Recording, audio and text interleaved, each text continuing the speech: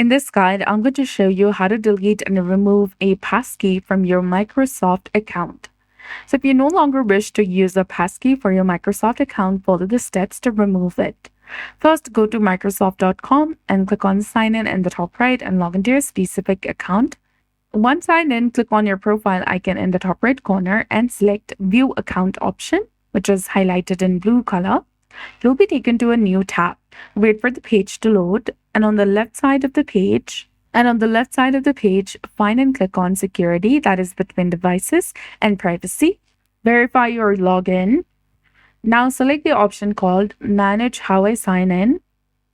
If you've added Passkey, you need to find your Passkey listed on the page and click on it. And there you'll get the option of Remove. Go ahead and select Remove. Then tap on Remove again to confirm, and you'll be done. Wait for the process to complete and you'll see a success message confirming that the passkey has been removed. So that's it. I hope you found this video helpful. If you did, please like, share, and subscribe. Thanks for watching. We'll see you again in the next one.